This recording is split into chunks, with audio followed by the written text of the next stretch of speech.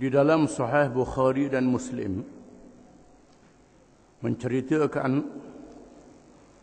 bahawa malaikat Jibril pernah bertemu Rasulullah sallallahu alaihi wasallam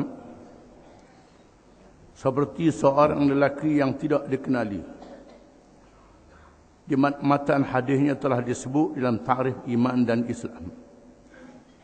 Dan Imam Ahmad meriwayatkan dari Ummul Mukminin Aisyah radhiyallahu anha, dia melihat Rasulullah sallallahu alaihi wasallam menambahkan kuda Dahyatul Kalbi radhiyallahu anhu sambil bercakap-cakap. Kemudian Rasulullah SAW memberitahunya, itulah Jibril dengan mengirim salam kepadamu, dan banyak lagi hadis-hadis yang menceritakan tentang itu. Di sana ada nas yang menceritakan bagaimana malaikat Jibril alaihi salam dan malaikat-malaikat yang lain, makhluk yang gaib, boleh bertasyakul, yakni boleh menunjukkan rupanya dengan makhluk yang dapat dilihat. Di antaranya makhluk manusia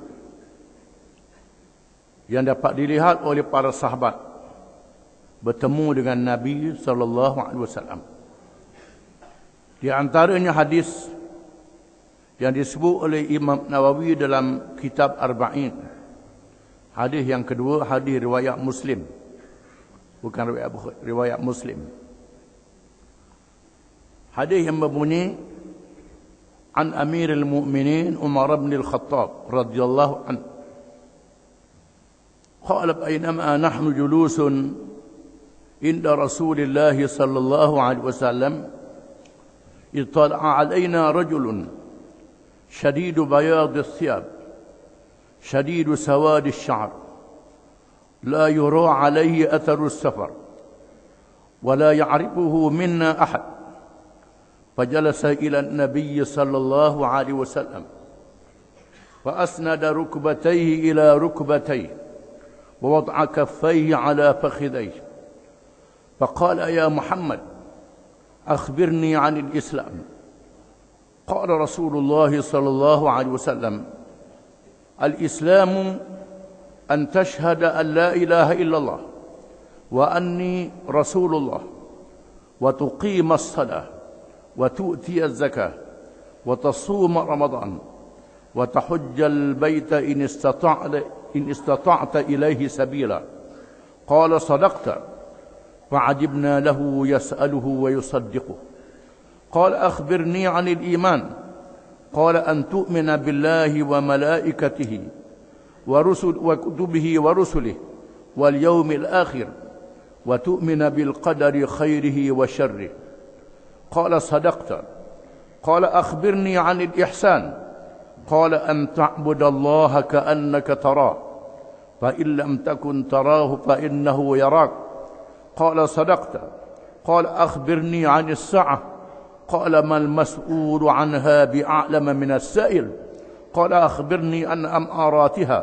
قال أن تلد الأمة ربتها وأن ترى الحفاة العراة العالة رعاء الشاة يتطاولون في البنيان. ثم انطلق فلبثت مليا. قال يا عمر أخبرني عن السائل. من السائل؟ قلت الله ورسوله أعلم. رواه مسلم. Maksudnya, Sayyidina Umar, Amir Mukminin, Khalifah Islam yang kedua Umar bin Khattab, meriwayatkan hadis ini, menceritakan pada satu hari sedang kami duduk di dalam masjid bersama dengan Nabi sallallahu alaihi wasallam, tiba-tiba muncul seorang lelaki yang terlalu putih bersih pakaiannya, terlalu hitam rambutnya, terus duduk menghampiri Nabi sallallahu alaihi wasallam sehingga menyandarkan lutut kepada lututnya, meletakkan dua tangan di atas dua pahanya. dalam keadaan seorang pun di kalangan kami yang mengenalinya. Tidak ada siapa yang kenal dia. Dan tidak ada pada dirinya tanda orang yang datang dari jauh. Tanda berdebu, rambut kusut, pakaian berdebu, tidak ada. Muncul begitu. Lalu dia berkata, wahai Muhammad, menyebut nama Nabi, wahai Muhammad, khabarkan kepada aku apa dia Islam. Maka sabda Rasulullah sallallahu alaihi wasallam, Islam itu ialah kamu mengaku, sebut dengan hati dan percaya dengan lidah bahawa tidak ada Tuhan yang sebenar melainkan Allah, dan aku, yakni Muhammad Rasulullah. Engkau mendirikan sembahyang, engkau menunaikan zakat, engkau berpuasa Ramadan, engkau mengerjakan haji ke Baitillahil Haram sekiranya engkau mampu. Lalu dia berkata, betul, benar, jawapan itu benar. Sayyidina Umar berkata, kami heran. Dia bertanya, kemudian dia membenar dan membetulkan apa yang dijawab. Dia bertanya seolah-olah dia tidak tahu. Bila Nabi jawab, kata betul, seolah-olah dia sudah tahu. Kalau sudah tahu, mengapa bertanya? Kami heran. Lalu dia bertanya lagi, apa dia iman? Lalu sabda Nabi SAW, iman itu ialah engkau beriman percaya kepada Allah, kepada kitabnya, kepada Rasulnya, kepada hari akhirat. Percaya kepada qadar takdir daripada Allah. Lelaki itu berkata, benar, betul. Dia bertanya lagi, apa dia ihsan? Jawab Rasulullah SAW, bahawa engkau menyembah Allah seolah-olah engkau melihat ataupun dia melihat akan engkau. Dia kata betul. Dia bertanya lagi, khabarkan kepada aku bila kiamat, bila berlakunya kiamat. Lalu SAW menjawab, bukanlah orang yang ditanya lebih tahu daripada orang yang bertanya. Dengan mana sama-sama tak tahu. Tak kalah orang yang bertanya lebih tahu. Orang yang ditanya, aku lebih tahu pada kamu, sepatutnya kamu lebih tahu. Kerana kamu lebih lama pada aku, lebih hampir dengan Allah dulu pada aku lagi. Tak kalah orang yang ditanya lebih tahu daripada orang yang bertanya. Lalu dia berkata, khabarkan kepada aku apakah tanda-tandanya.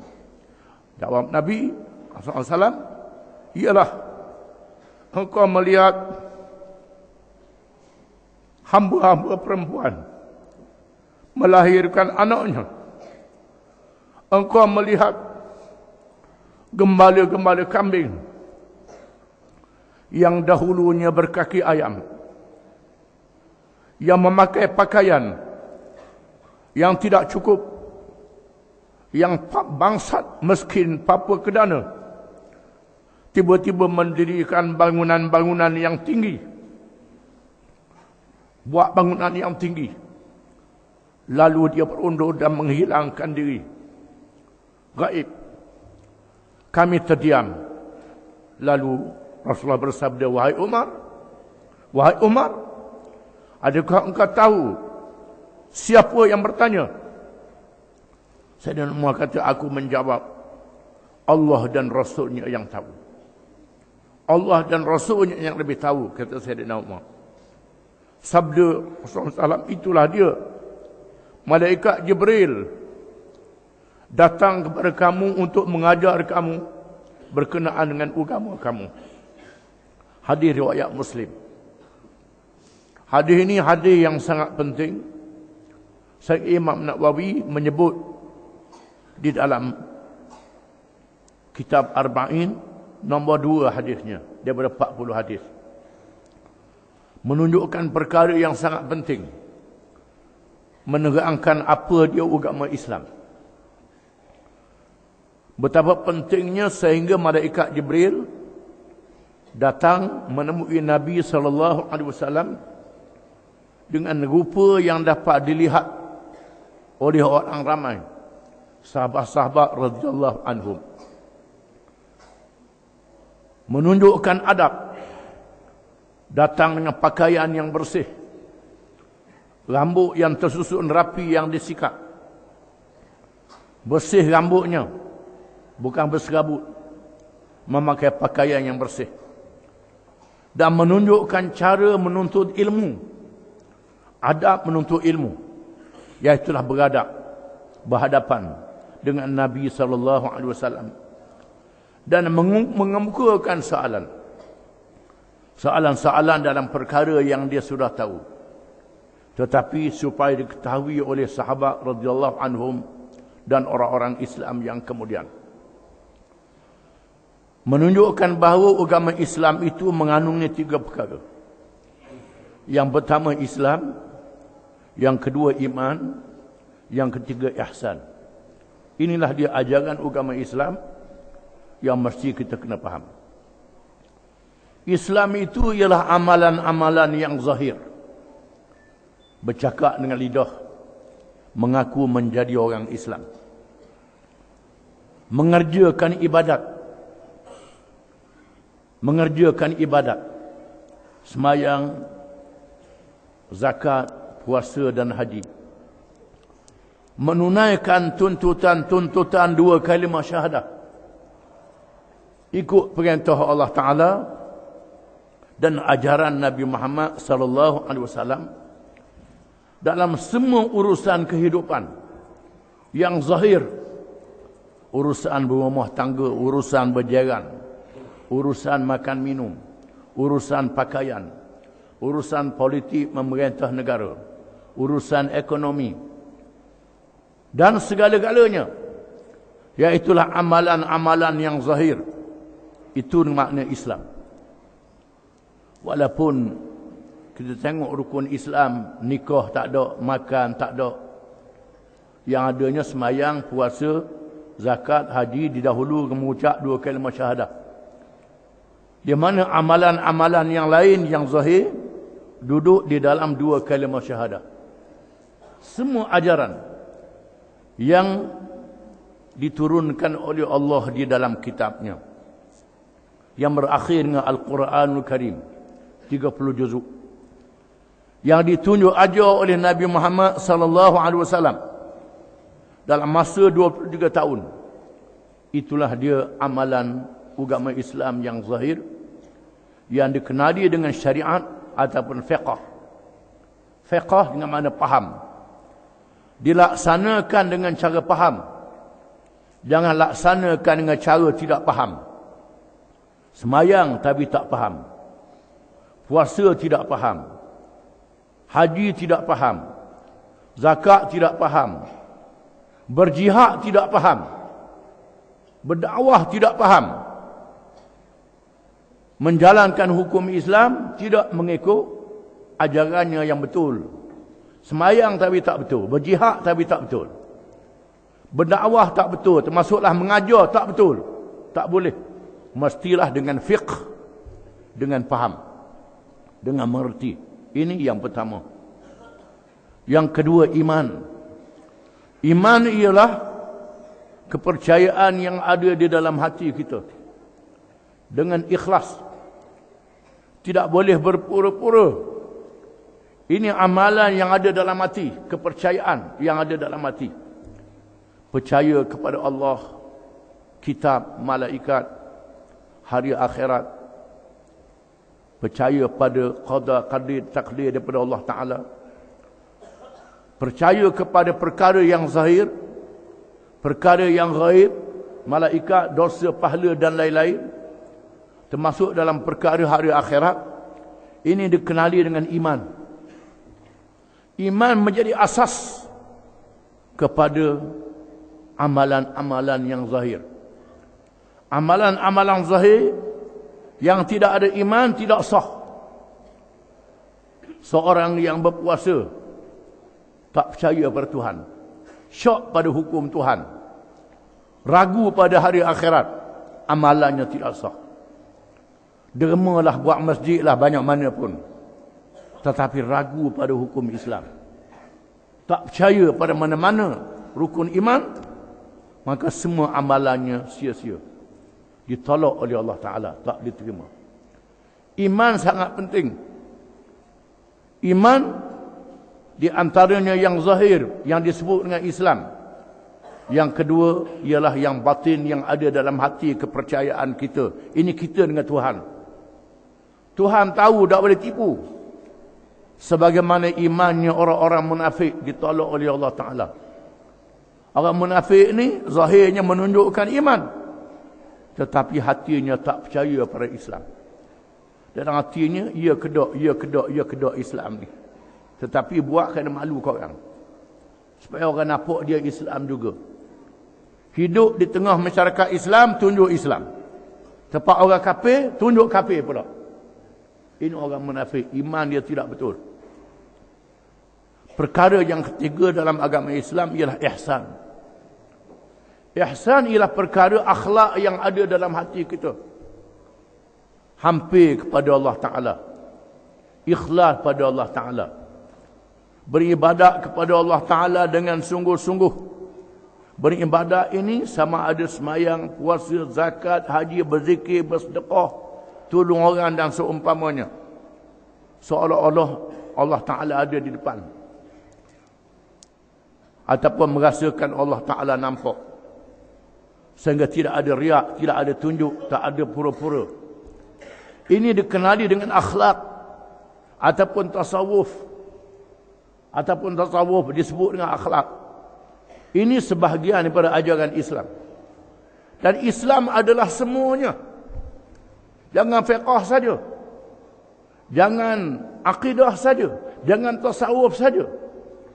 Ada orang tu duduk buli ke tasawuf sampai lebu kita, tetapi fiqhnya tidak tahu, akidahnya tidak tahu, sia-sia saja. Disebut dalam kitab Iqazul Himam, syarah pada kitab Hikam. Kitab Hikam ni maksudlah dalam orang mengaji tasawufnya berasa tinggi sangat kalau mengaji kitab Hikam ni. Tapi apa ada dalam kitab Hikam? Iqazul Himam, syarah kitab Hikam, menyebut kata-kata Imam Malik.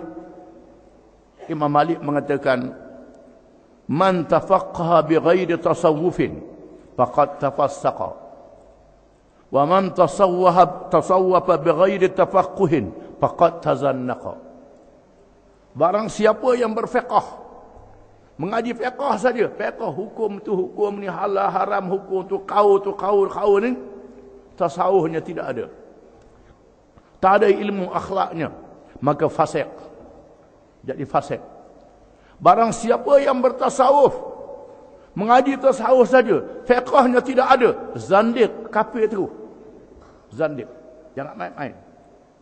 Oleh kerana itu, ilmu Islam hendaklah dipelajari semuanya, tiga-tiga ini saja. Tiga-tiga ini, iaitulah Islam, iman dan ihsan, yang ditanya oleh malaikat Jibril. Tujuannya nak mengajar orang Islam. Dan ulama-ulama mendalami ilmu-ilmu ini, ketiga-tiga ilmu, dan mesti dipelajari. Ada perkara fardu ain dalam fiqh, fardu ain dalam akidah, fardu ain dalam akhlak ataupun tasawuf. Ada perkara fardu kifayah. Fardu ain ini mengetahui halal dan haram, betul dan salah. Tiap-tiap orang kena tahu. Fardu kifayah mempelajari dengan mendalam, ilmu yang luas mendalam dalam tiap-tiap bidang. Ini kena ada dalam orang Islam supaya dapat menghuraikan masalah fardu kifayah. Itulah dia Islam yang ditanya oleh malaikat Jibril, yang kita kena faham, kita kena reti betul-betul. Disebut dalam firman Allah Ta'ala, Bismillahirrahmanirrahim, wal asri innal insana lafi khusr illa alladhina amanu wa 'amilus salihat wa tawasaw bil haqqi wa tawasaw bis sabr. Demi masa, sesungguhnya manusia itu dalam kerugian, malaikat orang-orang yang beriman, yang mengerjakan amal yang saleh, yang berpesan-pesan dengan kebenaran dan berpesan dengan kesabaran. Ini juga mengandungi tiga perkara yang disebut dalam hadis ini. menunjukkan 3 perkara ini adalah penting. Sekiranya manusia tidak memenuhi 3 perkara ini, rugi hidupnya, dunia dan akhirat.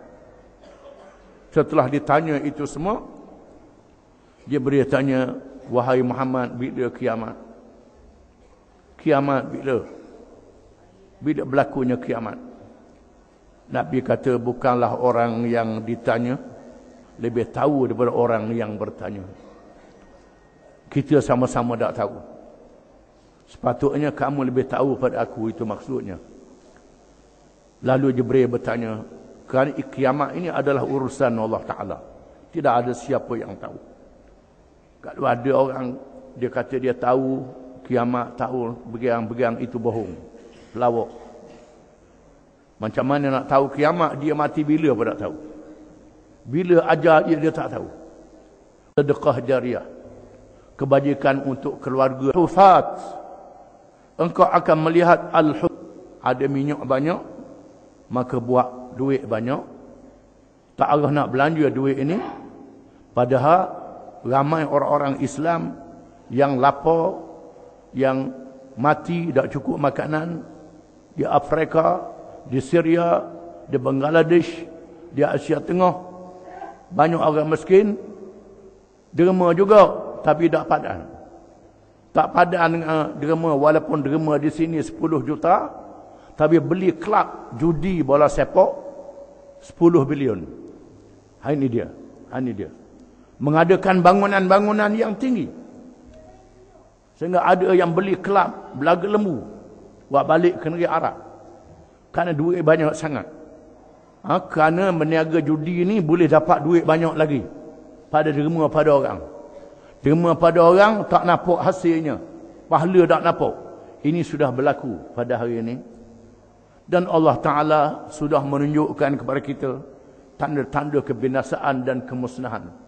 Berlakunya peperangan yang membunuh orang yang ramai, berlawan sama sendiri, berlaga sama sendiri, di atas nama puak, atas nama Arab, atas nama Kurdis, atas nama Turkuman, lepas tu berlaga pula atas nama mazhab Sunni, Syiah, berperang, berlawan. Padahal dulu sudah 1000 tahun semua ada perkara ini. Pasal apa tidak berlaku peperangan? Hari ini baru berlaku peperangan. Sebab apa? Bodoh. Kenapa bodoh? Pitih banyak. Pitih banyak, lupa pada mengaji. Lupa pada belajar. Lupa pada Islam. Yang jadi masalahnya, orang-orang alim pun ikut jadi bodoh juga. Tak berani nak bercakap. Tak berani nak bersuara. Nak menegur. Maka umat menjadi rosak. Menjadi musnah. Ini tanda-tanda akhir zaman yang disebut oleh Nabi SAW. Walaupun ceritanya malaikat Jibril, kebanyakan kitanya duduk nampak malaikat Jibril sekadar tu saja datang pelik bertemu dengan Nabi pakai yang putih. Kita tak baca bagaimana hadis ini mengenai diri kita sendiri, mengenai umat kita sendiri. Perkara yang sangat besar, yang sangat penting. Manusia sudah tamak, sudah loba. Selepas tamak berperang, buat macam-macam senjata yang tak padan. Bunuh 1000 orang, bunuh senjata. Lalu menguji senjata-senjata pemusnah di lautan Pasifik, lautan Atlantik, di padang pasir. Diuji senjata-senjata nuklear untuk membina kekuatan, mempertahankan harta ini pula. Ujian-ujian senjata yang meledak, letupannya boleh meretakkan bumi. Maka berlakulah peralihan cuaca dunia. Dengan sebab bumi sudah menjadi retak, menyebabkan berlaku gempa bumi tiap-tiap minggu, menyebabkan paksi bumi beralih, kutubnya beralih, kawasan saljinya beralih, pasang lautnya berubah, dan cuaca-cuacanya berubah. Ini dengan sebab perangai manusia yang disebut oleh Allah, zahara al-fasadu fil barri wal bahri bima kasabat aydin nas liyudhiqahum ba'da alladhi amilu la'allahum yarji'un. Telah zahir keburukan di darat, di laut, dengan sebab kerja-kerja yang dibuat oleh tangan-tangan manusia sendiri, supaya dirasakan kepada mereka sebahagian perbuatan mereka. Mudah-mudahan mereka sedar dan insaf. Dalam bahagian yang pertama dalam Sahih Bukhari dan Muslim. Potong Bukhari itu dalam Sahih Muslim. Hadis riwayat Muslim. Yang kedua ialah hadis Aisyah radhiyallahu anha ummul mukminin yang melihat Dahyatul Kalbi bercakap-cakap dengan Nabi sallallahu alaihi wasallam. Dahyah iaitulah seorang sahabat yang rupa dia lawa, yang rupa dia kacau, sedang berbual dengan Nabi. Nabi dia ingatkan Dahyah, rupa-rupanya Jibril. Nabi datang, wahai Aisyah, Jibril kirim salam kepadamu. Rupanya itu bukan Dahyah, itu adalah malaikat Jibril. Dia datang bertasyakul dengan rupa orang supaya dilihat oleh orang ramai. Jadi hadis-hadis ini menunjukkan bagaimana malaikat-malaikat datang dengan rupa makhluk yang dapat kita lihat dengan tujuan untuk mengajar kita. Dan hari ini pun kadang-kadang dia berupa juga seperti yang berlaku di Afghanistan, berperang dengan Soviet. Dulu di mana mujahidin melihat burung-burung yang terbang di udara, burung yang putih terbang di udara. Dan bila melihat, tak lama lagi kapal terbang Soviet akan datang menyerang. Itu tandanya. Itu malaikat-malaikat yang menunjukkan rupanya. Berlaku di Gaza, berlaku di selatan Lebanon. Ketika Gaza, iaitulah kumpulan Muqawamah, Hamas dan Tanzim Jihad berperang dengan Israel di Gaza. Mereka melihat wajah manusia terletak di atas langit yang merenung ke arah bumi. Itu adalah malaikat-malaikat yang membantu mereka. Di Lebanon, begitu juga kumpulan Hizbullah berperang dengan Israel. Beberapa bulan yang lalu Israel boleh kalah. Mereka melihat wajah-wajah malaikat datang membantu mereka. Ini apabila orang Islam sudah terdesak. Orang Islam sudah terdesak, tidak ada pertolongan, malaikat memohon pertolongan Allah. Di masa itu datanglah pertolongan Allah. Masa orang Islam tak terdesak, duduk berasa gagah, kuat sendiri, lupa pada Tuhan, Allah Ta'ala biarkan. Munak sangat, biarkan. Bila terdesak, Allah Ta'ala tolong. Datangnya bala tentera malaikat. Sebagaimana ditunjukkan dalam perang Badar dan peperangan yang lain di zaman awal Islam. Wallahu a'lam.